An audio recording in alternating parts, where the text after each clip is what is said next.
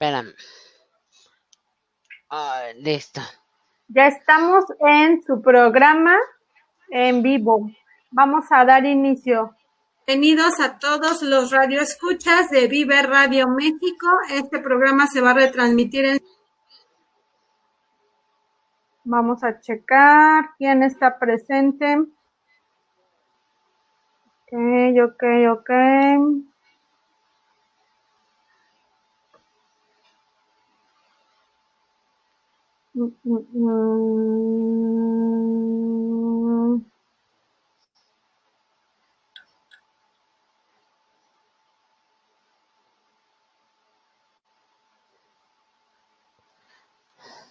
¿Lista, Yola? Sí. Vamos a empezar. Buenas tardes a todos. Estamos en vivo en su programa Psicología, Salud y Algo Más. Por favor, comiencen a dar like en las redes sociales para saber que ya nos están viendo y que se escucha correctamente bien. Bienvenidos a esta transmisión en vivo. Obviamente estábamos enlazándonos desde la Ciudad de México con la doctora Yolanda Castillo. Hola, Yolanda, ¿cómo estás el día de hoy? Bien, Ale, sí me escuchas bien, ¿verdad? Yo sí te escucho bien, parece que la audiencia Ok, perfecto. también. ¿Cómo estás? Bien, gracias. Pues vamos Aquí ya a ves. vamos a esperar a que se empiecen a conectar para que además pues nos hagan algunas preguntas que tienen en relación con el tema del día de hoy, porque pues estar lo más actualizados posible sobre el tema de coronavirus es algo muy importante para toda la sociedad aquí en México. Obviamente que han pasado muchísimas cosas, 7 meses, básicamente desde que esta pandemia dio inicio en la mayor parte del mundo. Y me encantaría que nos dijeras tu parte de tu currículum y dónde estás trabajando actualmente, por favor, para que te conozcan nuestros pacientes. Bueno, pues yo egresé del Instituto Politécnico. Estuve trabajando, bueno, en varios proyectos. De hecho, tenemos por ahí que alguna vez quisimos hacer una entrevista de lo que era el factor de transferencia. Sí, me dedicaba a la medicina estética y bueno, he tenido así como que un sinfín de cosas, ¿no? Más que nada en lo que es el área de la salud pública. Ahora, bueno, a raíz de que empezó esto de la contingencia, obviamente empezaron a salir muchísimas convocatorias. Y bueno, dije, bueno, vamos a ver qué, vamos a entrar a una convocatoria. Las convocatorias que estuvieron lanzando fueron las convocatorias dedicadas a COVID. Entonces, bueno, entramos a una de las convocatorias y obviamente nos asignaron los hospitales. Ahorita estoy yo en el Hospital Belisario Domínguez, que es un hospital de reconversión totalmente COVID. O sea, que no aceptan pacientes de otras, que no sean COVID, precisamente por lo mismo. En Tláhuac, ¿verdad? Esa está en la demarcación de Tláhuac. Así es. Yo cuando me comentaste que habías ingresado al hospital no lo podía creer. Nosotras nos conocimos en el hospital 1 de octubre del ISSSTE cuando estabas todavía terminando la carrera. Y sabemos que un médico cuando se enlista en una circunstancia de terremoto, de circunstancia de vida o muerte a nivel social, es decir, que está en una crisis, pues obviamente también se arriesga y obviamente le da todo lo que necesita a sus pacientes para que pueda mejorar lo más pronto posible, porque finalmente es una urgencia. En este caso, la pandemia es una urgencia a nivel mundial y cuando ingresaste no podía creer que estuvieras otra vez enlistada en los hospitales. Platícanos Sí, un ¿verdad? poquito, platícanos un poquito cómo ha sido trabajar con pacientes con COVID, por favor. Bueno, pues sí, tienes razón en eso. O sea, ya sabes, a mí no me gustan los hospitales, pero dije, bueno, vamos a ver, ¿no? Estar en un hospital COVID es un poco, bueno, cuando llegas obviamente es súper complicado, ¿sí?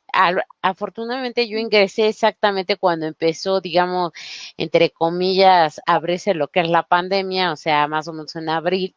Entonces, como que hubo un lapso de una semana en lo que te tenías oportunidad de que te pudieran dar como que ahora sí una capacitación súper rápida de cómo ponerte el equipo, de cómo usar el sistema, o sea, de varias cosas, ¿sí?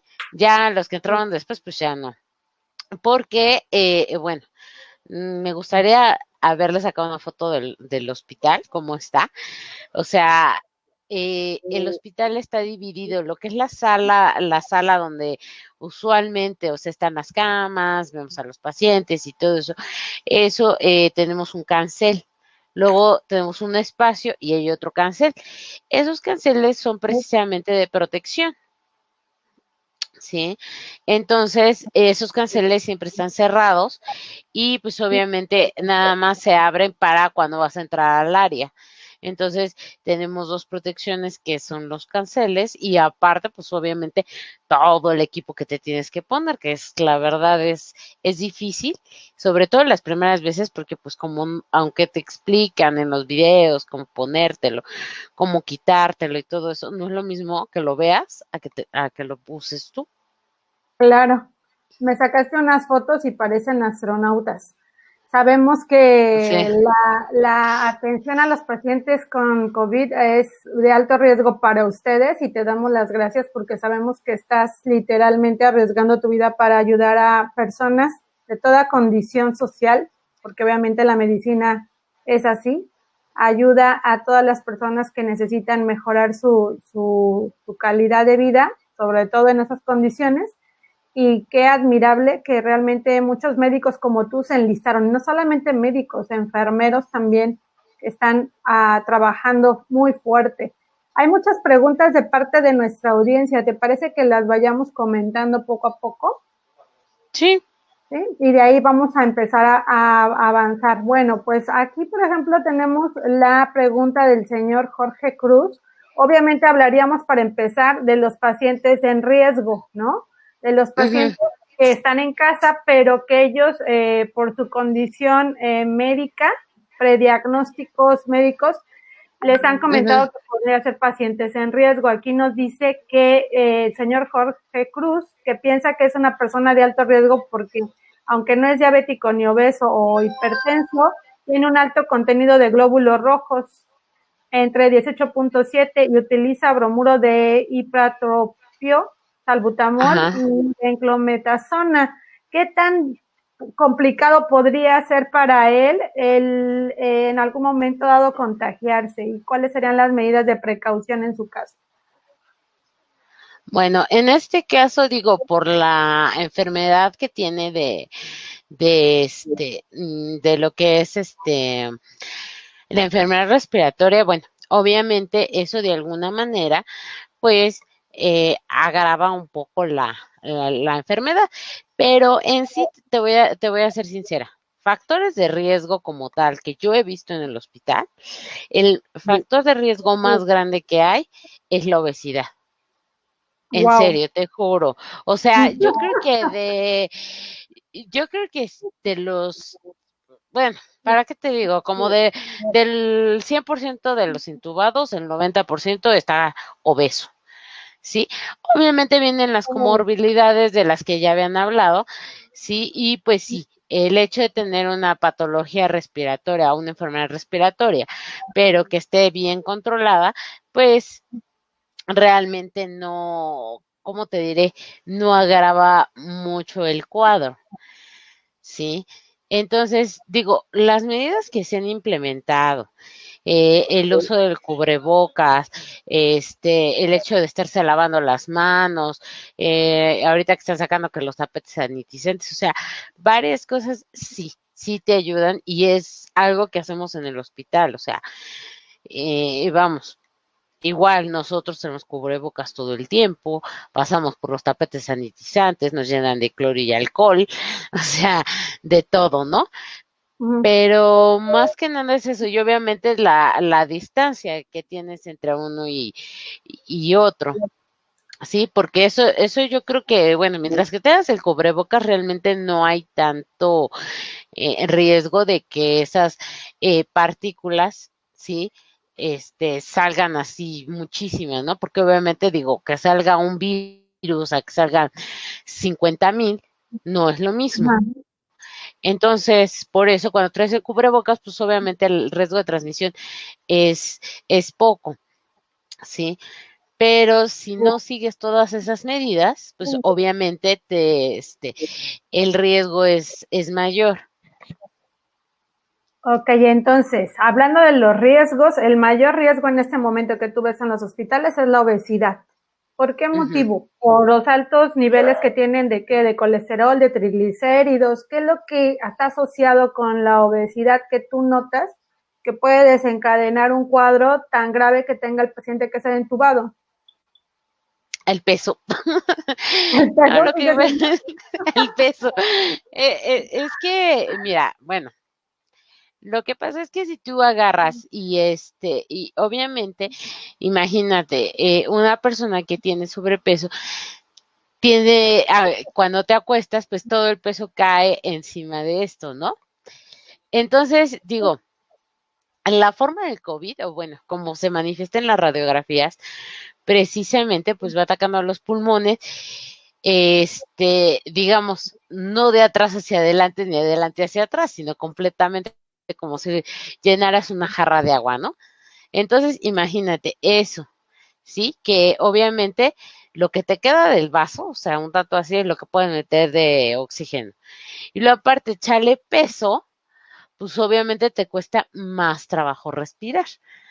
Entonces, eso está asociado. Obviamente, esas personas que tienen obesidad, bueno, pues son personas que regularmente ya tienen otras patologías como diabetes, hipertensión, este, o sea, varias cosas. Pero principalmente te digo, el sobrepeso, hay personas que no tienen nada, pero el sobrepeso es lo que dificulta mucho. Además, bueno, obviamente digo, cuando un paciente, a pesar de que tenga el oxígeno, lo acostamos boca abajo para que, precisamente para que el peso se libere, ¿sí? O sea, ya no Ujú. haya tanto peso sobre esto. Pero pues un paciente gordito y todo eso se le hace incómoda la posición. Entonces, pues sí, lo tenemos así como que lo más que se pueda, sí, pero pues a veces sí, el paciente pues no se siente cómodo, no coopera. Entonces, el oxígeno que tenemos en la sangre empieza a bajar y es cuando tienen que intubar. El problema de los gorditos es que el cuello, la forma del cuello, como también es gordita, ¿sí? Cuesta más trabajo todavía intubar. Ok. Entonces, ese es el riesgo. El riesgo que obviamente corren puede ser agravado exactamente por la masa corporal, porque tiene mayor presión sobre la cavidad torácica y obviamente por Ujú. la postura en la que están por mucho tiempo, porque no es un día ni dos, ¿no? A veces tienen que ser incluso semanas. En este caso de la gente con hipertensión, pues tiene mucho miedo, porque obviamente como hemos visto que COVID está haciendo cuadros en donde se generan coágulos, pues tienen mucho miedo a que la hipertensión tenga un factor como de bomba, ¿no? Que entonces pueda generar mayor obstrucción o bien pueda desencadenar la muerte. ¿Qué tan asociado está la presión arterial junto con esta circunstancia de los trombos que se están haciendo a nivel pulmonar y que pueden agravar a las personas? ¿Es cierto? De hecho, los pacientes que se ingresan precisamente tanto por que están acostados mucho tiempo, sí, y precisamente por el riesgo de trombos que puede haber, se les inyecta a todos los hospitalizados, un anticoagulante, ¿sí? Uh-huh. Obviamente que no esté contraindicado con algo que tengan, pero sí a todos se les inyecta un anticoagulante porque pasan demasiado tiempo acostados. Son raros bueno, hay pacientes que ya prácticamente ya van saliendo del cuadro, ¿sí? Y ya se pueden levantar, ya pueden hacer 2, 3 cosas y pues, pero se les sigue dando el anticoagulante. Ok, es solo como método de prevención, porque obviamente podrían tener complicaciones. Y en el caso de la hipertensión, cuando llega el paciente hipertenso, porque a veces obviamente no hay un buen control, igual que con la diabetes, que el paciente no lleva un buen control, bueno, pues obviamente ahí es cuando, ok, usted es diabético, usted es hipertenso, entonces ahí es cuando nosotros preguntamos obviamente qué toma, a veces no saben qué toma, pero obviamente vamos ¿cómo se llama? Pues a darle su antihipertensivo, les ponemos insulina, sí, precisamente para que el paciente esté Lo más. digamos, lo más compensado que se pueda. O sea que podríamos decir que las personas con menos cuidado en cuanto a al equilibrio de su hipertensión y su glucosa tienen mayores complicaciones por exactamente eso, porque van a llegar ya descompensados, sobre todo de 3 o 4 días en que los síntomas ya aparecieron. En cuanto ingresa el virus al organismo, obviamente cambia muchas cosas, tanto el metabolismo como muchas de otras enfermedades que probablemente puedan estar ahí ya dentro del organismo y puedan descompensar. Entonces me imagino que por eso el protocolo de la atención inmediata de estas enfermedades ya crónicas que ya tienen los pacientes. Y sin embargo, en el caso del señor Jorge Cruz, parecería que pues él tiene mucho miedo en el tema de que pues, los glóbulos rojos no siempre están en el nivel correcto. ¿Qué opinas en este caso de las personas que tienen enfermedades relacionadas con los glóbulos rojos? Por ejemplo, aquí debe depender, obviamente cuando tú llegas al hospital, eh, regularmente ya vienen con problemas de dificultad respiratoria, que es ahora sí que como que lo más, ¿sí? Entonces, ¿qué es lo que pasa? Nosotros lo pasamos a uno que se llama, bueno, antes se utilizaba un triage, ¿sí? Porque eran personas que pues sí tenían síntomas, pero vamos, no eran eran leves y que de alguna manera pues los podemos contener en casa, ¿sí? La famosa, eh, bueno, más bien es que es catorcena, ¿sí? Pero ahora regularmente los pacientes que llegan al hospital, como tú lo comentas, que mucha gente que le tiene miedo al hospital, ya llega muy complicada. Entonces, casi inmediatamente se mete a urgencias, ¿sí? O sea, tú estés grave o no estés grave, te meten en urgencias, te sacan laboratorios y te sacan la placa. Y ya de ahí ya van a decidir si te quedas ingresado en el hospital o pueden manejarte por fuera.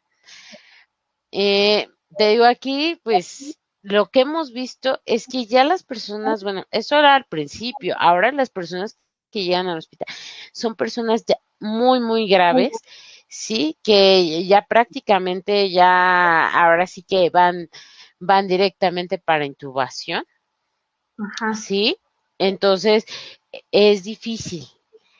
O sea, imagínate, si tú tienes una enfermedad, es como cuando te da gripa, si empiezas con una gripa, sí, vas al médico y bueno, te dan tratamiento para la gripe y se te quita. Pero si tú nunca te tienes la gripa, te va a dar neumonía y vas a terminar en el hospital. Eso es lo que pasa. En este caso, entonces, ahorita las urgencias son más que nada de pacientes aterrados a no atenderse a tiempo o que bien los métodos de atención por fuera no han sido los acertados, porque también aquí tendremos que hablar de cuál es el protocolo de atención fuera de los hospitales que están intentando llevar a cabo pues los médicos de la colonia, de la zona, ¿no? Y que en muchas ocasiones pues ahorita hemos visto unos cambios muy, una diversidad de síntomas que muchas veces no logran identificar si es o no COVID, ¿no? Incluso en esta semana uno de mis pacientes de 20 años resultó ser 100% asintomático, cosas que antes no se veían tan común, que fuera la gente asintomática. últimamente se ha visto o se ha puesto mucha atención incluso con personas que los síntomas ya no son específicamente como los del principio, ¿no? Aquí me gustaría que nos comentaras cuál es el protocolo de atención que se está dando fuera de los hospitales y que las personas tendrían que tomar en cuenta cuando van con un médico y el médico dice que probablemente sea COVID o que asisten a la línea de atención COVID para estar convencidos de que es el tratamiento lo más cercano a lo adecuado. Bueno, primero, antes de contestar lo de los, obviamente lo de los glóbulos rojos, eso digo ya en el hospital cuando se hacen todos los estudios, nosotros pues obviamente si vemos anemia o cosas así, entonces se hace la corrección. O sea, el chiste es de tener al paciente lo más estable y que no tenga complicaciones. Ahora, sí nos ha tocado muchas veces pacientes, bueno, que ya han pasado, precisamente la semana pasada tuvimos un paciente que fue 5 veces al médico, con diferentes médicos, pero Uh-huh. por fuera, y que le detectaba que al principio, digo, los síntomas son muy parecidos, o bueno, si no, vamos a decir, si tú no hubieras leído todas las guías que han salido, tú dirías, no, este tiene gripa o neumonía, nunca se te hubiera imaginado que tuvieras COVID. Entonces llegan y pues muchas veces le dan tratamiento para vías respiratorias, para una infección y todo eso, pero casi siempre estas personas, o sea, empiezan a tener una mejoría, digamos, 2 días y otra vez empiezan con problemas, sobre todo Uh-huh. lo que nos da ahora sí que la pauta es que empiezan con problemas de dificultad respiratoria, sí, que todos los esfuerzos que empiezan así como que les falta el aire, eso es lo que casi siempre nos dice. Entonces, ese es a veces lo que pasa. Cuando un médico general, digo, porque yo también tengo amigos que obviamente trabajan en el hospital, pero trabajan en la privada, tienen sus consultorios y todo eso, ya es más fácil, pues obviamente detectar ciertos síntomas, porque ya estás muy familiarizado con ellos. Entonces, sí, ¿qué es lo que pasa? Los ves, por ejemplo, en el caso de ellos que ya pueden detectar, entonces te dicen, ¿sabes qué? Váyase a su clínica familiar o váyase al hospital. Ya a veces no. Cuando ven que es un proceso leve, ¿sí? Eh, ahí se maneja en casa, ¿sí? Y se dan las medidas para atender al paciente en casa, pero sí, o sea, hay casos que definitivamente decimos, no, tiene que irse al hospital ya, ¿sí? Y en ese momento cuando te dicen, te tiene que ir al hospital, es porque se tiene que ir al hospital, porque si no, muchas veces te digo, o sea, no llegan con tantas complicaciones, ¿sí? El problema son ya que ya llegan muy tratados y llegan a las complicaciones. Entonces, esa es la situación.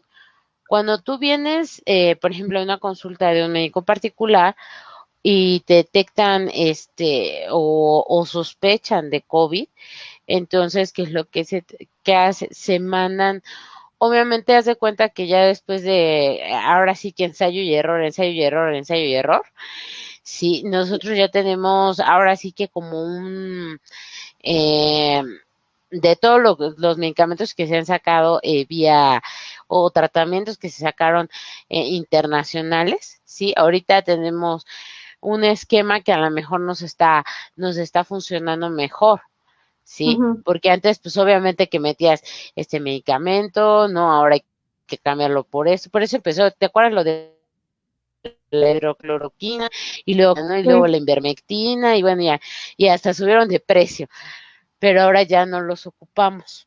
Sí, hay médicos que sienten que eso ha sacado muy bien a los pacientes. En el hospital ahorita solamente se mandan en algunos casos, ya no es un tratamiento como de cajón. Entonces, ¿qué pasa? Tú tienes a tu paciente, va a consulta y se le van a dar las medidas, ¿no? Que básicamente es para la fiebre, para el dolor, ¿sí? Y aparte, pues, medidas de higiene en casa con las personas que conviven y pues obviamente alguna otra cosa que el paciente requiere en ese momento. Básicamente los cuidados en casa, los síntomas, vamos a repasarlos. ¿Les parece bien? Yola, ¿me puedes ayudar? No necesariamente todos los pacientes desarrollan temperatura, es algo que he estado viendo últimamente, ¿no? Sí, es muy probable que puedan tener Ujú. altas temperaturas, pero sin embargo, no todo el tiempo, o sea, no todos los pacientes pueden tener síntomas relacionados con temperatura. Es ahí donde ahorita está como mucho el miedo, ¿no? Estaré con un asintomático en casa, estaré conviviendo con alguien en el trabajo que no tenga los síntomas clásicos, que la temperatura, obviamente la dificultad que obviamente manejamos en el caso de que tenga tos, ¿no? Que tenga tos, que pueda tener incluso ronchas, porque también fue otro de los síntomas que al Ujú. principio decían, si tienes ronchas puedes tener coronavirus. No todos los pacientes desarrollan ese tipo como de problemas dermatológicos. Luego nos fuimos por el área de los digestivos, ¿no? Las dificultades a nivel digestivo, las diarreas. Ajá. Quien tenía una Ajá. diarrea La pensaba que era silla. coronavirus, ¿no? Ahora lo que hemos Ajá. identificado es que probablemente las personas Ah, listo, ya. que están con este problema, por esta enfermedad, sí pueden tener dolor de cuerpo, sí pueden llegar a tener dolor de cabeza, sí pueden tener temperaturas altas, sí pueden tener secreción nasal, sí pueden tener dificultades en cuanto a expectorantes, a tener tos, ¿no? Tos, que les podría incluso hasta dificultar hasta cierto punto la respiración y sí, y a veces problemas digestivos. Pero ¿cuáles son los síntomas que realmente, como estabas comentando, nos pueden indicar que sí, esa circunstancia puede ser gravosa? Tú hablabas de la dificultad de la oxigenación, de la baja cantidad de oxígeno ingresado en el organismo. ¿Cuál es ese marcador que ustedes dicen definitivamente ya los pulmones están obstruyendo? Bueno, aquí obviamente digo, tú no puedes, eh, hay personas que presentan ciertos síntomas y otros no. Eso es más que nada del sistema inmunitario. Entonces, hay personas que pueden presentar como otra enfermedad, o sea, por ejemplo, como otra enfermedad, hay personas que pueden presentar, no sé, varicela, si has visto personas que presentan varicela y que nada más le salen dos, tres ronchitas, personas que se llenan todas. Entonces, digo, esto es muy variable, ¿no? De acuerdo al sistema inmunitario de cada persona. Hay personas que, digamos, son asintomáticos precisamente por ese sistema inmunitario que, digamos, no detecta el virus, pero sí lo tienes. Sí, hay otras personas, sí, que son muy sintomáticas y que luego empiezan con fiebre. O sea, por eso nosotros lo que hicimos, o bueno, lo que hizo la OMS fue dividirlo en dos clases, que son, le llamamos criterios mayores y criterios menores. ¿Sí? Y esto va sobre todo en las enfermedades, por ejemplo, reumáticas. ¿Sí? Entonces, para cumplir esa definición, nosotros teníamos que tomar, son tres criterios mayores y todos los demás menores. Entonces, nosotros tomamos tres, tienes que tomar dos criterios mayores y todos los demás menores, que es dolor de cabeza, la fiebre, ¿sí? Esos son dos de los más importantes, ¿sí? Secreción nasal, ¿sí? Y de los criterios menores, pues se deriva todo lo demás, que son dolor de cuerpo, que si presentan diarreas y todo eso. Como es un virus nuevo, sí, cada día salen más cosas, ¿no? Precisamente esto de las lesiones dermatológicas o las lesiones en la piel, no, vamos, no aparecían, vieron que aparecieron, pero nunca lo habían relacionado. Entonces ya después como que empezaron a relacionar que también estas personas, sí, empezaban precisamente a tener, ¿cómo se llama? Cuando se les hicieron las pruebas, la prueba salió positiva y vieron que Ujú. había una relación.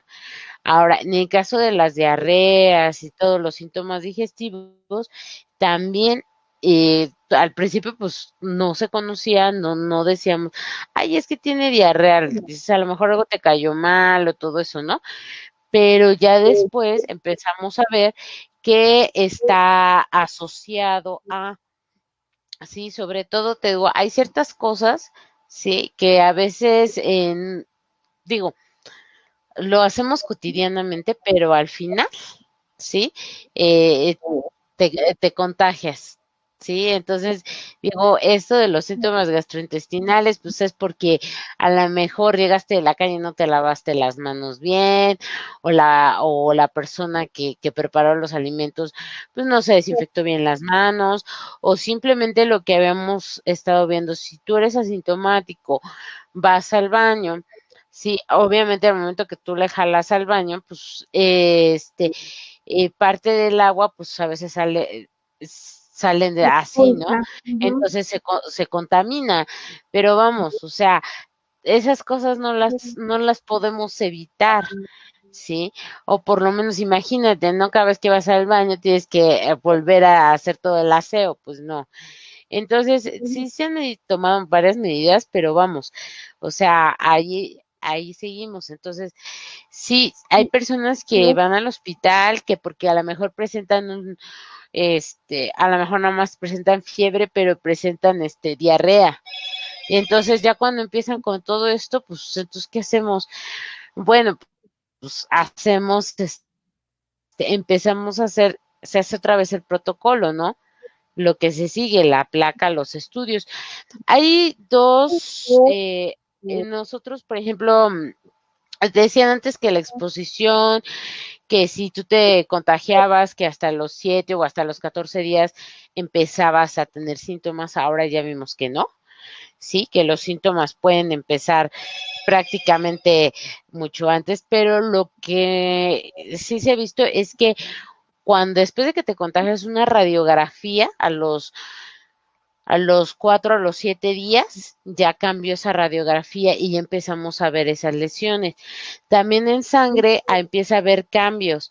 No, digo, si te haces una química, te haces una biometría, te haces tiempo, o sea, ahí no va a salir. Okay. Nosotros necesitamos hacer unas dos pruebas de laboratorio, ¿sí? Que se llama procalcitonina y dímero D. Esas dos nos van a decir exactamente, sobre todo el dímero D nos va a dar, digamos que qué tanto está el contagio, ¿no? Y la procalcitonina también, sí, entonces de ahí nosotros podemos sacar de decir, no, si esta persona tiene COVID y lo relacionas con la clínica y entonces pues sí ya dices, no, pues sí lo vamos a ingresar. Ya cuando les ingresan, ahorita lo que están haciendo es que toda persona que ingresa a piso, ahorita las pruebas son escasas, no nos dan así como en abasto, no las dan contadas, pero por ejemplo, si tú llegas, probablemente al primero o al segundo día se te hace la prueba. Estas pruebas eh, eh, eh, tardan 5 días, ¿sí? Entonces, muchas veces te hacen la prueba y todo eso se la llevan, ¿sí? Y entonces ya tienen el resultado. Hemos tenido pacientes positivos y pacientes, pues que han salido negativos. Esos pacientes los separamos, ¿sí? Para tratar de que ya no haya una transmisión, ¿sí? Pero pues obviamente estuvieron en un área donde hay, pues está el virus. Hablando de la prueba, hablando de la prueba de las pruebas en específico, son confiables las pruebas que parecerían ser como caseras, ¿no? En las que tienes que Ujú. ponerle 2 3 gotitas en un dispositivo para identificar si está presente o no el aumento de ciertas cantidades de marcadores, porque esto me lo han preguntado mucho. Ujú. Aquí lo ¿qué pasa con esas pruebas? Se llaman pruebas de anticuerpos. Sí, Ajá, entonces, por ejemplo, tú sabes que cuando tú te enfermas de algo, por ejemplo, en ese caso de digo, la tuberculosis, bueno, casi todo el mundo sale positivo porque nos pusieron la vacuna de la tuberculosis. Si tú te enfermas de varicela, pues obviamente tu sistema inmunitario recuerda que tuviste varicela. Entonces, a lo mejor te hacen una prueba de lo que miden se llaman anticuerpos. Entonces, pues va a salir positiva, ¿no? Porque pues tu sistema inmunitario sabe que tuviste varicela. En el caso de aquí del COVID, lo que se ha visto es que los anticuerpos no duran tanto tiempo, sino que duran, hay unos que desarrollan la enfermedad, pero que no desarrollaron anticuerpos, y hay otros que sí. Los anticuerpos son moléculas que hacen obviamente que el cuerpo sepa que tuviste un virus y cómo defenderse. Entonces, lo que hacen, pues obviamente las gotitas y lo que miden son los anticuerpos. Sí, es lo mm, mismo que pasa con la prueba de cómo se llama, de embarazo, o sea, todo eso es lo que hacen las pruebas rápidas de VIH. Ahora, en el caso de la prueba del PCR, ¿qué es lo que hacen? Agarran y haz de cuenta que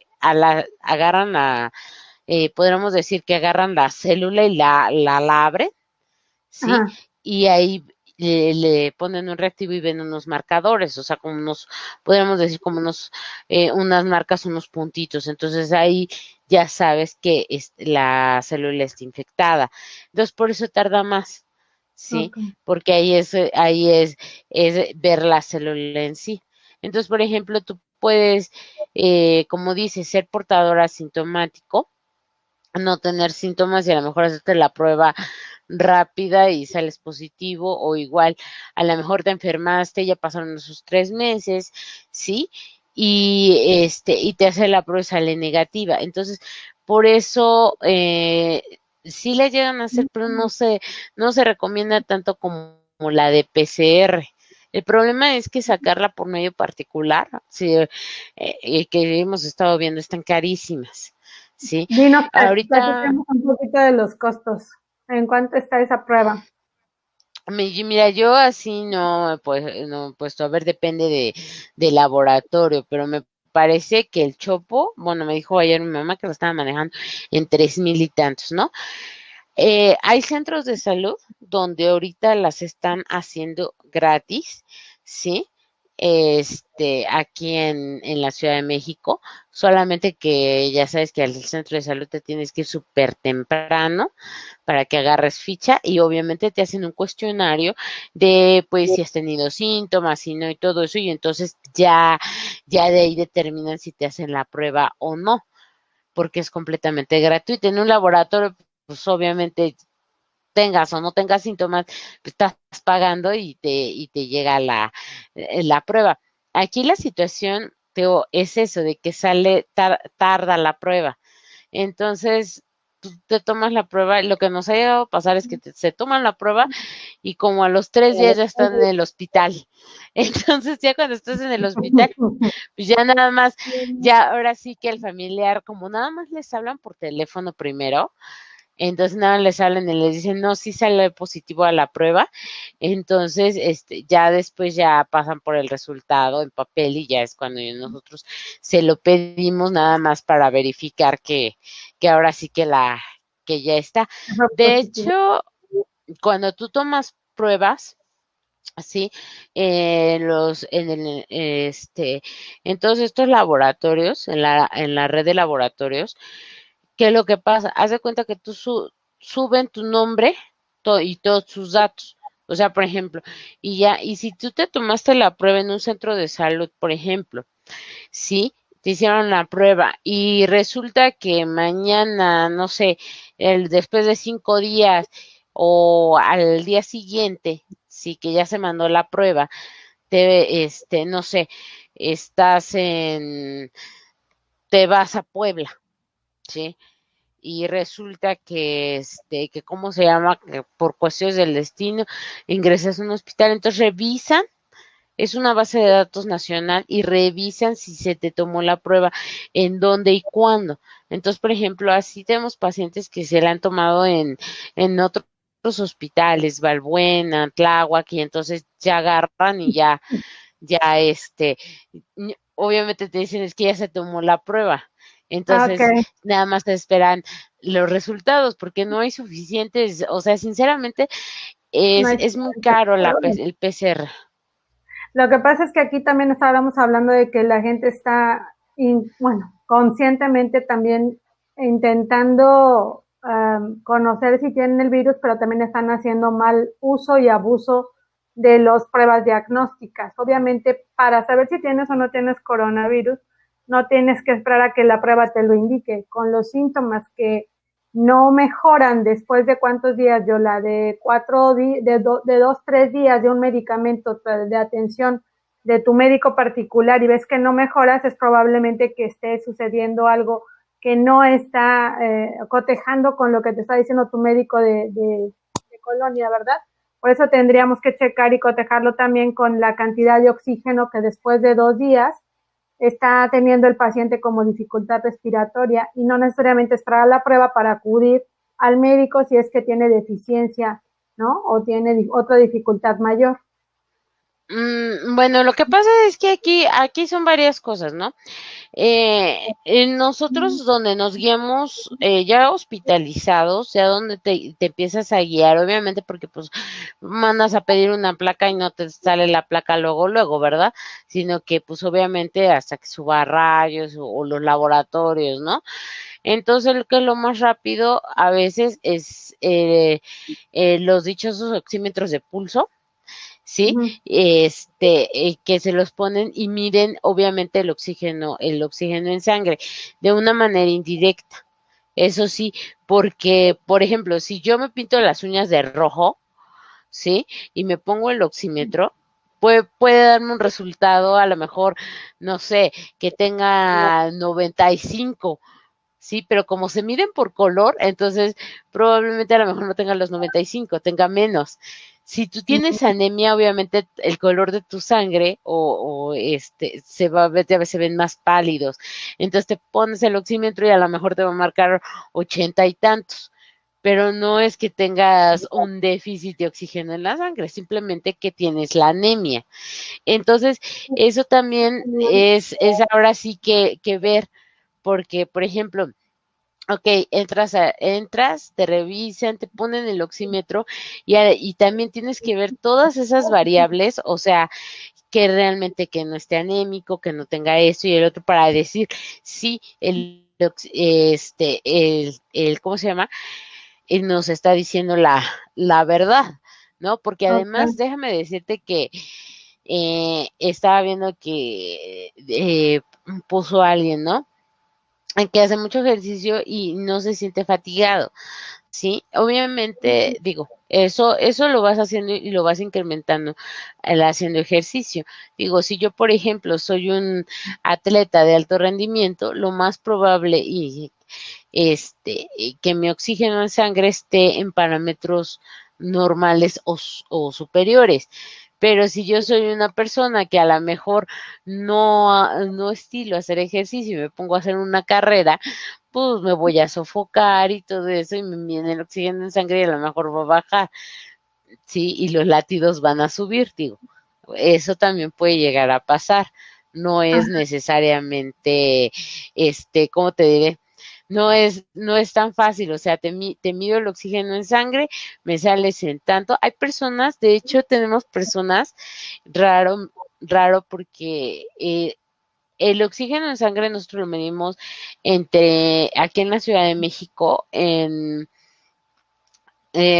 máximo un 95% hasta un 80 y tantos, o un 87% más o menos, es lo normal, más o menos, 90.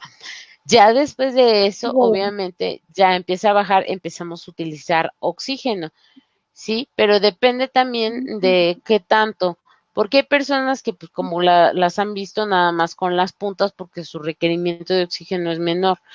Hay personas, ya las personas que tienen que intubar son personas que les baja su oxígeno hasta 70. Entonces, digo, y a pesar de que ya traen todas las mascarillas, todo el oxígeno, que ya los cambiaste de posición y no suben, entonces ahí sí es eso. Ahora, estaba viendo que estaban diciendo que, ¿cómo se llama? Que los remedios naturales. Mira, yo creo que eso que manejan y que lo han venido manejando en la televisión y que lo manejan en las redes sociales y que lo manejan en todos lados, sí, y eso también en la, ¿cómo se llama?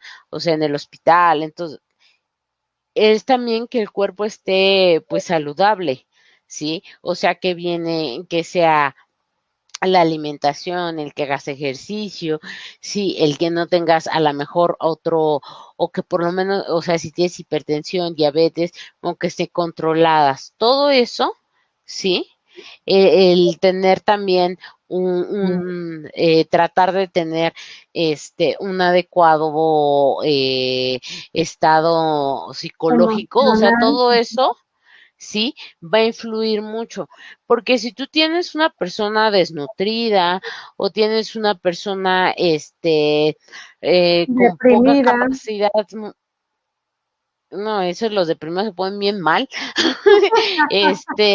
Sí, no, entonces, no, sí, por eso se escapan de los hospitales. Pero sí. Entonces, no es, ahí sí es, entonces, todo eso va reforzando tu sistema y más el sistema inmunitario, que obviamente pues no es el mismo. Por eso también la gente busca mucho el factor de transferencia, sí, Ujú. que sí, le elevan las defensas, pero si el paciente aparte, o sea, vamos a suponer, está luchando con su cuerpo, tratando de luchar con una enfermedad prácticamente casi mortal como el cáncer, lo mantienes con el factor, ¿sí? Pero entonces, obviamente son personas que son más, y que el virus es más peligroso, entonces ahí se juntan muchas cosas. Entonces, por eso, entre mejor nutrición, entre mejor estés, eso va a ayudar muchísimo a que si te dan la enfermedad, sea una enfermedad, podemos decir, leve a moderada, ¿no? Sí, que a lo mejor sí, ¿no? No te voy a decir, no, nunca vas a llegar al hospital. A lo mejor llegas, pero llegas al tratamiento, a que disminuyan los niveles y todo eso y te vas de alta.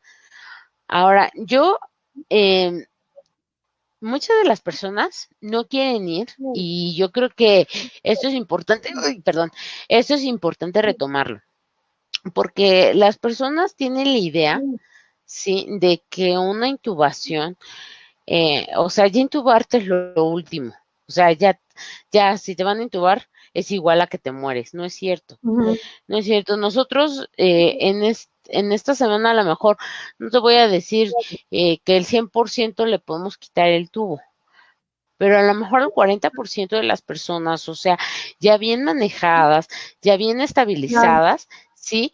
Entonces se les va quitando precisamente, ¿cómo se llama?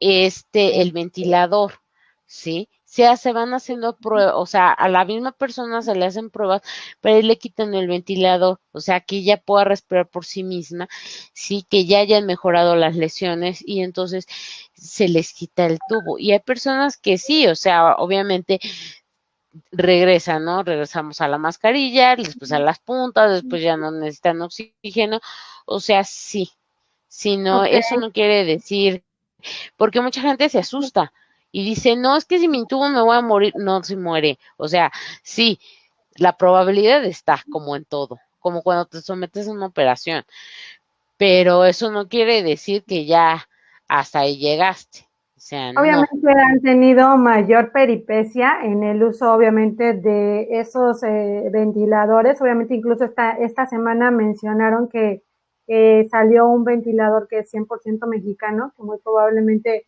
van a estar distribuyendo y esperemos que sea así en muchas partes del país.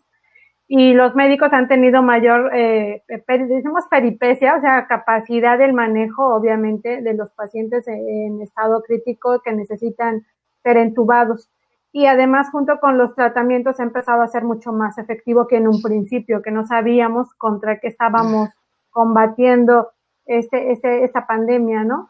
Aquí hay dos preguntas muy importantes, Yola. Una, ¿es posible, y me han preguntado mucho, que una persona que ya tuvo coronavirus vuelva a infectarse nuevamente y que pueda ser más difícil el manejo? Esa sería una. Y la otra, ¿qué tanto riesgo tienen los niños y los bebés de contagio? Sobre todo se está hablando mucho de los bebés que están naciendo en este tiempo de coronavirus, ¿no? ¿Qué tanto podrían tener como factor de riesgo al que en el momento de que están en el hospital las madres se contagien y puedan contagiar al bebé ya una vez que lo están amamantando? Bueno, aquí te digo, mucho influye ahora sí que el estado en el que está el sistema inmunitario, ¿no? Sí hemos tenido mujeres, o sea, ahí realmente, digo, es raro porque es un hospital COVID y de cierta manera está cerrado gineco, pero sí han llegado mujeres que ya están a punto digamos, de tener al bebé, pero que se han hecho o sea, que se hizo la prueba o que todo nos arroja que es COVID. Entonces, ¿qué hacemos? Bueno, se ha dado el caso. Regularmente esas pacientes les hacen cesárea, ¿sí? Sacan al bebé, ¿sí? Y obviamente lo separan, ¿no? La mamá, pues, al ya salir de la prueba positiva, ¿sí? Se pasa al área COVID. Al bebé, ¿qué es lo que hace? Se pasa a otra área, que es la de cuidados intensivos, se le toma la prueba, ¿sí? Y ya si la prueba sale negativa, se mueve, digamos, a lo que son a los cuneros y ya de ahí, pues ya nada más que se reponga más el bebé o dependiendo, ¿no? Ya se lo pueden llevar a casa, sí, pero obviamente no puede estar en contacto con la mamá. Aquí hay que recordar, el virus se transmite por fluidos, ¿sí? O sea, así que, entonces, por eso tratan de evitar los partos normales, o sea, se tratan de evitar, ¿no? Se trata de evitar todo lo que te dicen, ¿no? Y no te agarras la cara porque pues te puedes agarrar los ojos, la nariz, la boca, ¿no? O sea, eso es algo que está ahí. Entonces, sí, más que nada es esto. Entonces, los bebés, te digo, realmente es muy difícil que ellos se contagien, ¿sí? A menos que la mamá sea positiva o que haya nacido el bebé y que alguien de la familia tenga el coronavirus, ¿no? Aunque sea sintomático. Eso obviamente puede contagiar al bebé. En el caso de los bebés, a veces la respuesta no es tan fuerte, ¿sí? Porque su sistema inmunitario, recordemos, no está tan desarrollado. Entonces, a lo mejor no me va a dar esa respuesta como la de un adulto, ¿sí? Entonces, pero sí manifiestan, en vez de, por ejemplo, del dolor o o sea, sí puedes sentir la fiebre, ¿no? Del dolor de cabeza, en el caso de los bebés o de los niños, ¿qué pasa? Que lloran obviamente porque se sienten mal. Entonces, a veces los lleva, pues sí, pero pues, ¿qué tiene? Pues quién sabe. Entonces, sí, eso sería, por ejemplo, cambiaría a lo mejor nada más en el caso de los bebés. De hecho, en las guías viene, ¿no? Para los bebés. Obviamente Ahora, los bebés tienen menos bacterias que hayan invadido anteriormente su cuerpo, porque uno de los problemas más graves con los adultos es que somos un caldo de muchas bacterias, no solamente de coronavirus, ¿no? Y eso hace que se complique en muchas ocasiones la recuperación. Los bebés, pues obviamente tienen poca exposición a las bacterias y muy probablemente la recuperación sea más rápida y obviamente queden con el código, ¿no? Vamos a checar si te conectas. Ajá, como que te quedaste ahí pasmada. Vamos a ver si te vuelves a Ya. ingresar. Ahí está. Ujú. Aquí, a ver, espérame. Aquí Ricardo Carmona estaba leyendo las preguntas. Dicen que las pruebas COVID son gratuitas, pero ¿qué tan reales son los resultados? Mira, eh, el, todos, o sea, sean de paga, no sean de paga, eh, eh, cualquier laboratorio, aunque te vayas al Ángeles, ¿sí? Todos se llevan al mismo centro, que es el INDRE. Entonces, el INDRE tiene que hacer las pruebas. Sí, obviamente tú para llevar una prueba, sí, o sea, por ejemplo, yo como hospital COVID, obviamente, pues a mí me aceptan la prueba, ¿no? Sí. ¿Por qué? Porque el paciente tiene parámetros, tiene esto, tiene el otro y demás. Vamos a decir, tú te la vas a hacer al Chopo o a Los Ángeles, ¿sí? Y te cobran, no sé, 5,000 pesos. Sí, pero obviamente el laboratorio, ¿qué es lo que hace? Dice, bueno, primero tienes, obviamente, el laboratorio le tiene que pagar al INDRE para que realice las pruebas, ¿no? O sea, como para, digamos, para tener ese sello de certificación, ¿no? Primero. Ajá. Y segundo, obviamente, en todos te tiene que dar un cuestionario. O sea, ese cuestionario tú lo llenas y se va con el resultado, o sea, el chopo lo lleva con el cuestionario. Entonces, se lleva con el cuestionario y ya ahí vamos a ver si ese paciente, bueno, a consideración del INDRE, realmente se va a hacer bueno, regularmente sí les hacen las pruebas porque les pagan. Entonces, hacer la prueba. En el caso ¿cómo se llama? De los centros de salud es diferente, porque en los centros de salud, haz de cuenta, está ese triage. Entonces te hacen muchas preguntas, ¿sí? Ujú. Entonces, si vamos a decir, si el 80% sale positivo, a lo mejor te hacen la prueba, ¿sí? Entonces, y ya igual va al INDRE, ¿sí? Y ahí se hace la prueba, pero eso es a consideración del INDRE. Ahí sí Ok. las maneja a consideración. No es de que te toman la prueba, a lo mejor el centro de salud dice, no, sí, es para la prueba, pero el INDRE igual la puede rechazar, le puede decir que no, porque dice, no, pues es que Los no cumple mis parámetros, no. criterios. Claro. Ujú. Entonces, es por eso, más que nada, o sea, el de laboratorio pagas porque el laboratorio tiene que pagar para que el INDRE acepte la muestra, ¿sí? Ok. Entonces, realmente ahí como que es esa parte. Ok, hablan de del factor de transferencia. Independientemente de que una persona esté sana, ¿debería de Ujú. tomarlo o no es tan recomendable o tan necesario? Mira, ahora sí que aquí va a depender mucho. Hay personas, bueno, cuando estuve trabajando en lo del factor de transferencia, hay personas que lo llegaron a tomar al principio, sí, antes de que yo entrara al hospital, precisamente para se estaban haciendo como un protocolo para elevar las defensas, ¿no? Ujú. Así, pero te digo, más que nada es esa situación. Si tú tienes, o sea, si tú comes bien, si tú haces ejercicio, o sea, llevas una vida saludable, que eso es lo que no llevábamos, sí, si te concentras en eso, sí, el sistema inmunitario sube, a menos de que tuvieras algún otro problema como la diabetes, la hipertensión, o sea, todo eso, que Ujú. lo que hace es bajar la respuesta inmunitaria. Entonces, a lo mejor ahí sí sería bueno tomar algo que aumentara un poco la respuesta inmune, pero vamos, eso es de una valoración. El factor de transferencia, igual, ¿te lo puedes tomar? No te lo puedes tomar, no va a ser así que digas, ay, ya, tomándome el factor ya nunca me voy a enfermar. No, pues no, así no funciona.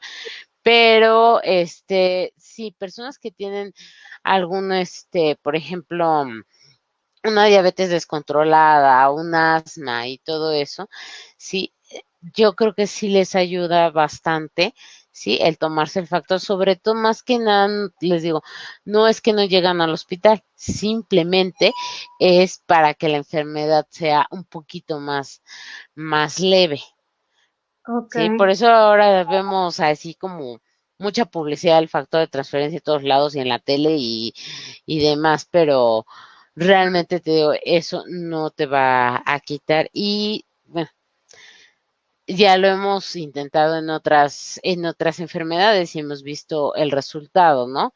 Qué Pacientes tan, con cáncer, con VIH, podría ser ujú. recomendable en este momento que sí lo consuman, ¿no? Sí, o sea, si tienes alguna enfermedad, a lo mejor sí, sí, pero para eso habría que ver las condiciones en las que están. Por ejemplo, las personas que tienen enfermedades reumáticas toman muchos corticoides. El problema de los corticoides es que para quitar el dolor bajan las defensas, entonces Ujú. te puedes enfermar por ese punto, ¿no?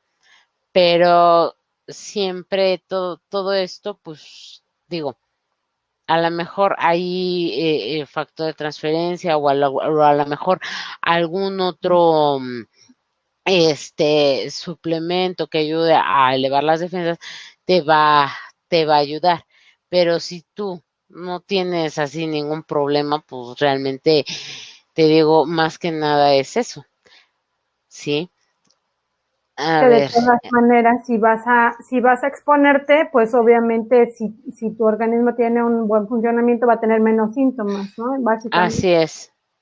Dice Ah, Ricardo Carmona, ya viste que si las células madre es el remedio de este tiempo y para muchas otras cosas, otras enfermedades. ajá. ¿Qué opinas sobre las células madre y los estudios que se están haciendo de plasma? Ah, ok. Ah, es que también la, la pregunta de la que tenemos arriba que le estaba contestando a Jorge. Ujú. Sí, obviamente digo, el tratamiento ya no es igual. Que se empezó, era lo que te decía, ¿no? Con la hidroxicloroquina y decía, no, es lo máximo. La cloroquina, sí, es lo máximo, mándasela a todos los pacientes. Y después se dieron cuenta, no, mejor la ivermectina es lo mejor, ¿no? Y después regresamos al medicamento. Sí, es un virus nuevo, un virus que vamos conociendo. Sí, reacciona diferente en todos los organismos, por eso no es el mismo protocolo que se seguía hace, cuando, por ejemplo, cuando entró yo al hospital, hasta que entré en abril, o sea, ya hemos pasado por cambios de medicamentos, de algunos medicamentos como 3, 4 veces que se han ido cambiando. ¿Sí? Así que, bueno, eso de que esas medidas, que la dexametasona, que todo, créanme, eso es más para un tratamiento muy específico. O sea, no todo lo que pasa en la tele ni todo lo que vemos en internet, pues es lo más adecuado, ¿no? Ahora, de lo que me decías de las células madre del plasma, ¿qué es lo que ¿qué es lo que pasa con el plasma? En el plasma van células, sobre todo lo que son proteínas, que son también anticuerpos, van plaquetas y todo eso. Entonces, bueno, el plasma es como funciona como el grupo sanguíneo. O sea, si yo soy O positivo y tú eres O positivo, pues te queda, ¿no? Si yo soy AB y tú eres O positivo, pues no. Entonces, es, la teoría sería que esos anticuerpos que se quedan en el plasma, pues poderlos pasar a otras personas para evitar que se contagiaran, que ya hemos visto que realmente no es muy factible, que ya ese protocolo que trataron de hacer de transferir la inmunidad por plasma a otras personas, o sea, para nada. Ahora, en el caso de las células madre, bueno, todas las personas, regularmente los niños, ¿sí? Los bebés, cuando tú tienes un bebé, el bebé empieza obviamente a crecer y se siguen desarrollando sus órganos. Entonces, ¿qué es lo que hacen las células? Ya no son células madre puras, digamos, ¿sí? Sino son células que se pueden dividir, ¿sí? Podemos decir como células madre de segunda generación, que ya Ujú. no se pueden dividir en todos los órganos o en todos los tejidos. Entonces, por eso, por ejemplo, tenemos una célula madre, que nada más da eritrocitos, plaquetas, leucocitos, o sea, no da todas las células. Entonces, nosotros, obviamente, me refiero más a esto porque, pues, ¿qué es lo que pasa? Los eritrocitos tienen un ciclo de vida, 48, más o menos 48 días se muere. Entonces tienen que generarse más. Y así, el ser humano, conforme va creciendo, esa capacidad de las células madre, sí, que tenemos nosotros, o sea, que es de nosotros, va disminuyendo. Entonces es lo que va causando hasta cierto punto, pues, el envejecimiento de varios tejidos, que ya no se pueden reparar tan fácilmente.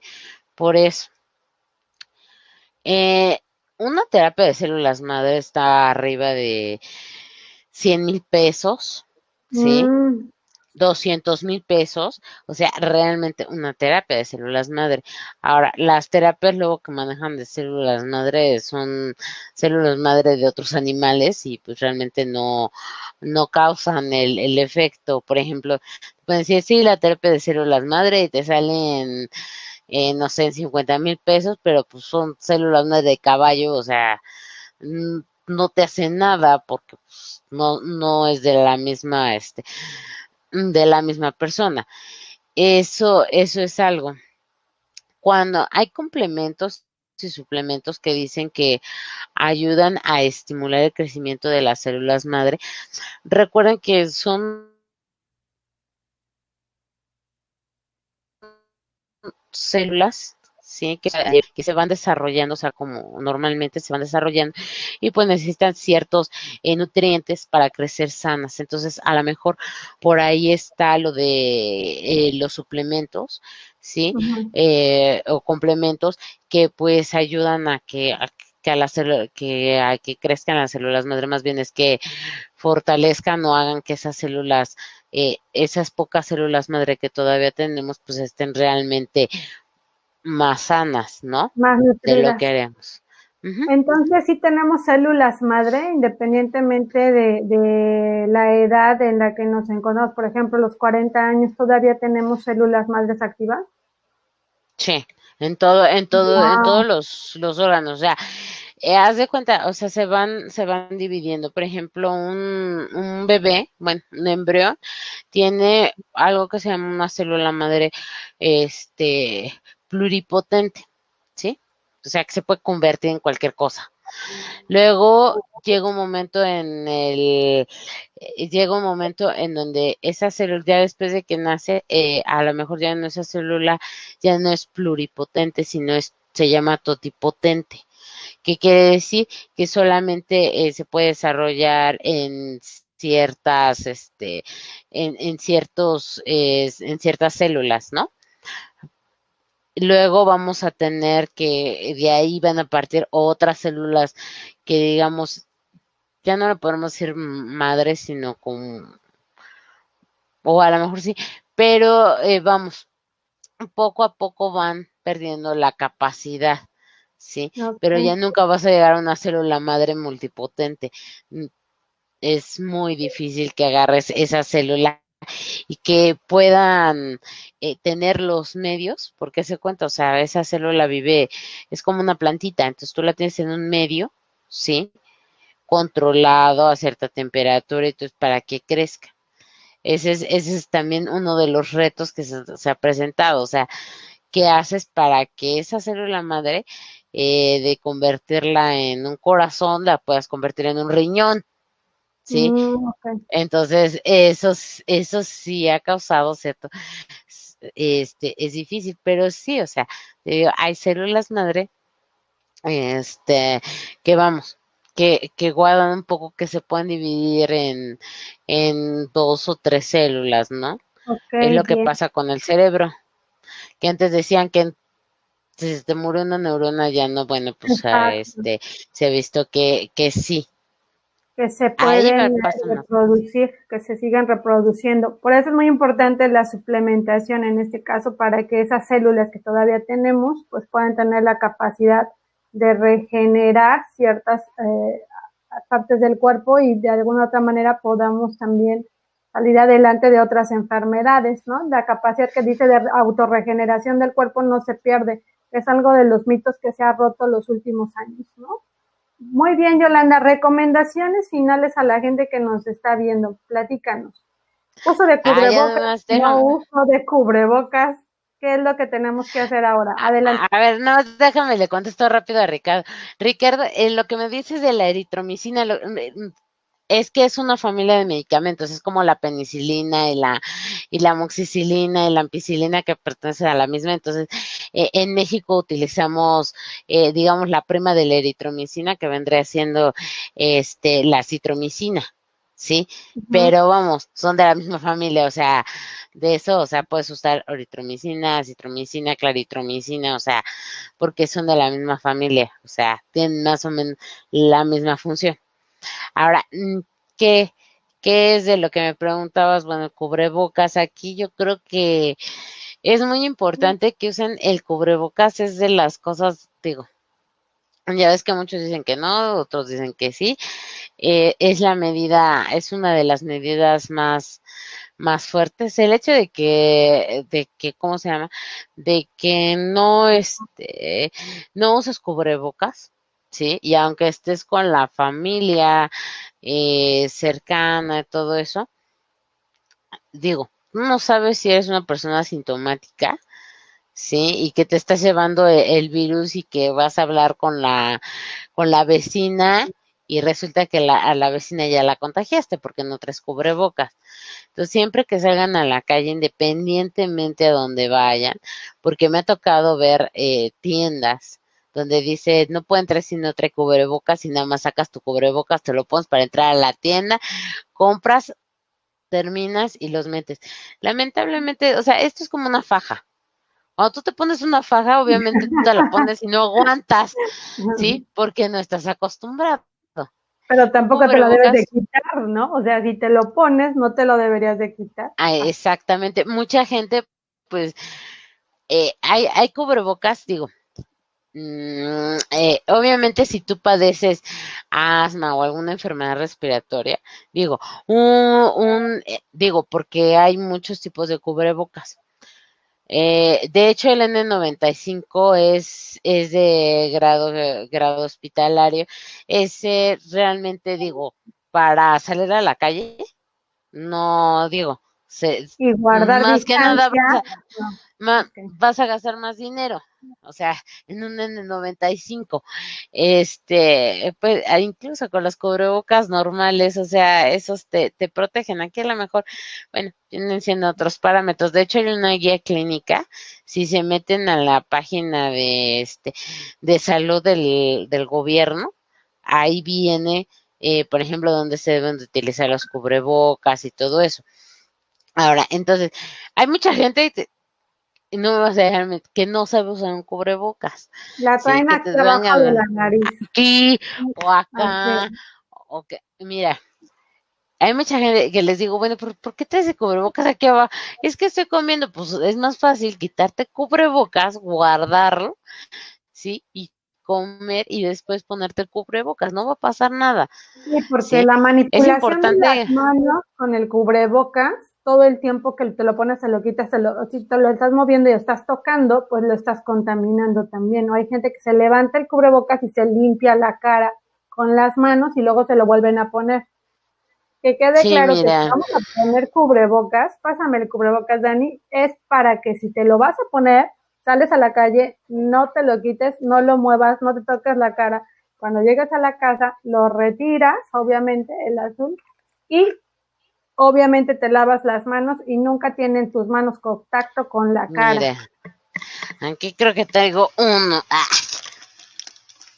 Aquí sí es muy A ver, importante el tema déjame. del cubrebocas y ya para acabar, porque finalmente podemos hablar de la intubación, de los tratamientos y demás, pero ese es uno de los aditamentos más importantes que tendríamos que aprender a utilizar. La gente Exactamente. dice que aunque esté en su casa, pues no necesita usarlo, pero definitivamente en una visita al médico o en algo que pase, hasta en el temblor, tendrás que agarrar el cubrebocas y salir de la casa con cubrebocas, ¿no? Obviamente Ah, pensando en que eso no no pase traigo el aquí día de... más.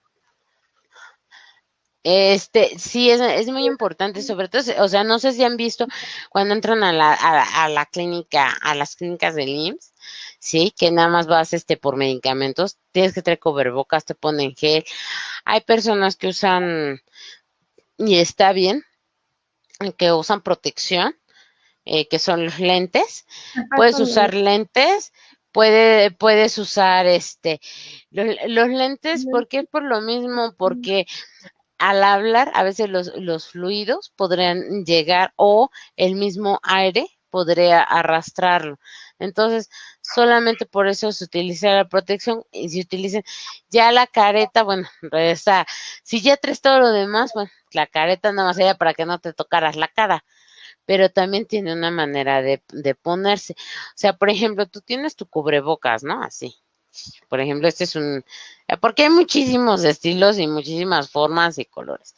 Ese Entonces, qué nivel aquí, tiene de protección, Yola. Ese azul, yo también tengo varios de esos. ¿Esos qué nivel de protección tienen? pues realmente aquí la ventaja, o sea, si tú vas nada más, por ejemplo, a comprar cosas o todo eso, realmente no necesitas un cubrebocas de grado quirúrgico. Un cubrebocas de grado quirúrgico es para un hospital. O sea, yo no sé. Ajá. Pero, o sea, estos son de los que haces en casa, ¿no? Y que los lavas y vamos a decir, todos los cubrebocas tienen cierto tiempo de uso. Obviamente no los puedes guardar, para toda la vida. Entonces vamos a decir, tienes tu cubrebocas, te lo pones. ¿Qué es lo que dicen las guías? Esta es la parte expuesta, esta es la parte expuesta a ti. Entonces tú te lo vas a poner, ¿sí? Cuando tú te lo vayas a quitar, lo tienes que agarrar de la parte de afuera, ¿sí? ¿Y qué se hace? Se agarra de la parte de afuera, obviamente, porque lo de adentro es lo que no se debe contaminar, No ¿sí? debes de tocarlo. Y entonces vas a agarrar una bolsita puede ser de la Ziploc, de ¿cómo se llama? De celofán, lo que tú y lo guardas nada más así y ya lo puedes traer en tu bolsa. O sea, si vas a una Nada de reunión. andar metiendo las mujeres los cubrebocas en toda la bolsa, ¿no? En toda la O bolsa también de... los hombres que tienden a hacerlo bolita y a guardárselo en el pantalón. O sea, eso no porque los contamina. Lo Ok. contamina tanto la ropa como el cubrebocas, o sea, ya no sirve. Por ejemplo, caso de los N95, has visto, casi todos son blancos. Esos, esos tienen más tiempo de vida, ¿sí? Te digo que ahí en esa página van a encontrar cuánto tiempo tienen de vida, pero por ejemplo esos cubrebocas, esos no son lavables, si se llegan a mojar, aunque sea tantito, y les llega se manchan de maquillaje, ya no sirven, hay que tirarlos, aunque lo hayas usado una hora. Ok. Sí, o sea, tienen ciertas especificaciones y por qué se utilizan. Entonces te digo, con que salgas, y te digo, sobre todo las personas que tienen patologías respiratorias, tener un cubrebocas, un N95, yo te voy a decir, traer un N95 llega un momento, o sea, te lo traes todo el día, llega un momento que ya agarras y dices, es que ya no, y te lo quitas. ¿Por qué? Y no es porque tengas que subir las escaleras del hospital 3 o 4 veces y son 3 pisos. Lo que pasa es que el cubrebocas, así como no deja que entre todas las partículas, no deja que todas salgan. Entonces, el dióxido de carbono se queda en esta parte, ¿sí? Entonces, no sale por completo. Entonces, lo que estás haciendo se llama hipercapnia, o sea, también estás metiendo más dióxido de carbono, ¿sí? Entonces, Por eso muchas veces lo traes y lo traes un rato y luego te lo quitas, o sea, no. Muy bien. Los otros, por ejemplo, estos que son de tela, los de pellón quirúrgico, esos los que son de neopreno y todo eso, son más aguantables porque tienen mejor respiración. Hay otros que traen, que son como esos, pero que traen válvula de carbono. Se supone que la válvula de carbono es para inactivar o para que se le peguen ciertas partículas, pero es lo mismo, solamente que las personas pueden respirar mejor. De hecho, por eso te digo, ahí también, o sea, haz de cuenta que hicieron una guía de, de precisamente de los cubrebocas. Por ejemplo, un Ok. N95, cuántas horas y dónde se utiliza, un cubrebocas pesado, cubrebocas, entonces hicieron así como un compendio de cubrebocas, Ok, ¿sí? bien. Por ejemplo, estos que son también de son triple capa, también son muy resistentes, pero, por ejemplo, estaba leyendo una indicación que si vas a volver a ponerlo, o sea, no estuvo contaminado porque nada más fuiste a la tienda y regresaste, lo puedes dejar 2 días o 3 incluso para que solo se descontamine, es decir, Ujú. pierda la activación del virus y después de 2 o 3 días volverlo a utilizar, siempre y cuando no esté lleno de mugre, no esté lleno de otras partículas que obviamente también generen con el tiempo un caldo de bacterias. Hablaremos ya para acabar, obviamente, de lo que son Ah, los dichosos lentes, que, híjoles, los de hecho, de cuando hecho, vamos a otros lugares. es que te digo, es incómodo y por eso la gente, es lo que les decía, o sea, tú ves a la gente que trae los lentes, trae cubrebocas y pues, ¿sabes qué fácil, no? Pero cuando te pones el cubrebocas y te pones los lentes, Es ¿sí? difícil. Nosotros cuando nos ponemos los gogles, pues todo se te empaña y no ves nada. Entonces, digo, regularmente usan esos lentes. Hay diferentes tipos de lentes. Incluso, incluso, de hecho, yo era lo que yo le decía a mi mamá, los lentes normales. O sea, los lentes para ver, no pasa nada. O sea, lo que quieres es proteger esta parte. Han salido lentes que traen a lo mejor esta parte que es de la Ujú. patita, ay, no le alcanzo a la cámara, esa parte, Más a lo mejor cerrado. un poquito más gruesas, ajá, como estos, que ya ves que las traen más gruesas, pero sí, traer los lentes, Obviamente, traer cubrebocas, traer todo, no. si te toca ir al hospital a recoger los medicamentos de tu familiar, sí te recomendamos que vayas con tu cubrebocas, ¿no?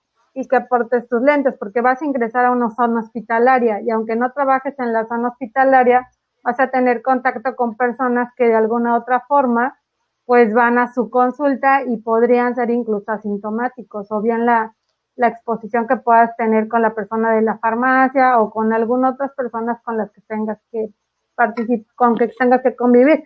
Yo si me subiera en ese momento al metro de la Ciudad de México, yo creo que ocuparía las dos cosas. No, sí, de Desafortunadamente hecho, la convivencia es muy cercana en el metro y en el transporte público. cuando empecé a traer las caretas me decían, ay, es que le digo, pues aprovecha, están de moda. Todo eso, o sea, hay que sacarle, has visto, ¿no? Ya los cubrebocas, hay un sinfín de que de diseño, a los Y artesanales, o sea, sí funcionan muchísimos. todos esos, los cubrebocas artesanales y los de diseño, sí funcionan. Yo tengo Sí, muchas dudas. te da es la misma protección. O sea, que si hicieras uno de tela o incluso uno de pillón quirúrgico, sí, que son los plisados, o sea, Pero realmente que créeme, la lo usen. protección no es así que te voy a decir, wow, o sea, la diferencia no es así enorme, ¿sí? Okay. Por ejemplo, te digo, el dichoso N95, ay, sí, sí, yo ese, digo, los uso, pero híjoles, si tú lo abres, si tú lo cortas a la mitad con las tijeras, o sea, puedes contar el número de capas que trae. Trae 6 capas, entonces imagínate, es como si pones la tela, la doblas 6 veces y luego póntela así, pues sientes que te asfixias. Claro, Entonces, muy bien. sí. Aquí más que nada, pues es que esté tejido cerrado, digo, si te vas a poner es como si agarras, te pusieras el cuadrillé, ¿no? Que ya ves que tiene los hoyos grandes y te pones uno que es más cerrado, pues no. Ok, que básicamente es Entonces, para que la saliva no sea expulsada y no tenga que contaminar el cuerpo de otra persona, las partículas de saliva, ¿no? Y es que sí, por obviamente eso, cuando estás platicando con alguien cerca, pueden las partículas de saliva compartir, obviamente, el espacio y en ese espacio va el virus o las bacterias asociadas. por eso muchas veces utilizan, bueno, cuando de hecho yo también cuando voy al seguro, mis papás llegan a ir al seguro a recoger nuevos medicamentos. ¿Qué hacemos? O sea, el cubrebocas, a veces los lentes, sí, los lentes, los transparentes, digo, porque los otros, bueno, también los puedes usar, pero no se ve, te ves muy se te perdió el sol.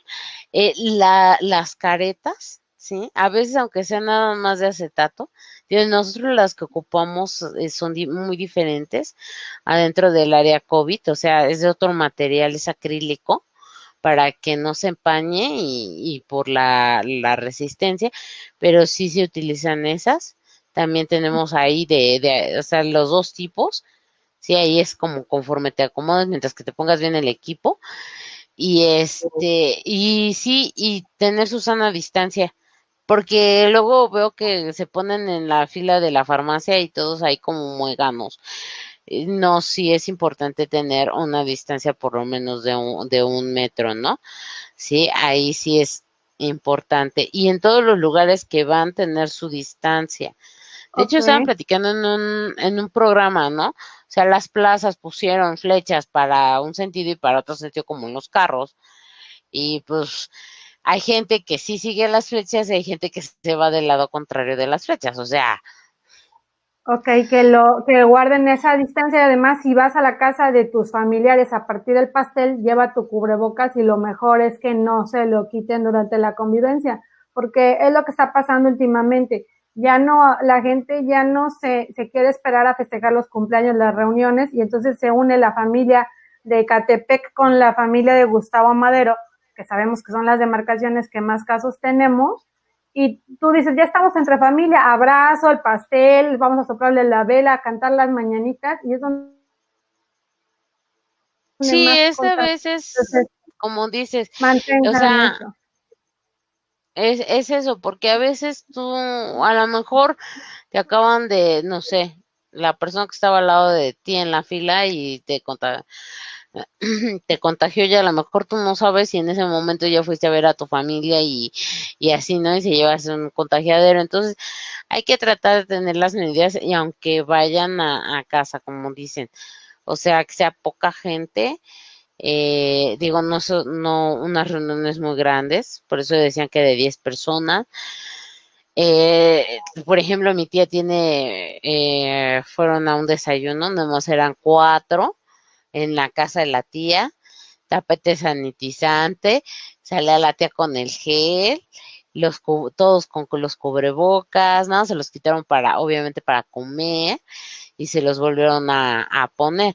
Pero sí, es lo que estaba diciendo mi mamá, es que es muy importante eso de los cubrebocas de guardados en las bolsas, porque si agarras los, los metes en cualquier lado, o sea, O los primero dejas para sobre los encontrarlos. muebles, ¿no? O los dejas sobre los muebles, porque llegan y los dejan sobre los muebles y entonces también contaminan, ¿no? Los espacios. Sí, de hecho, bueno, yo tengo un área destinada, ¿no? O sea, es una mesa, está el plástico, porque obviamente el metal retiene un poquito más el virus, entonces se pone un mantel de plástico, cuando te quitas el cubrebocas sí se le llega a poner sanitizante y se meten.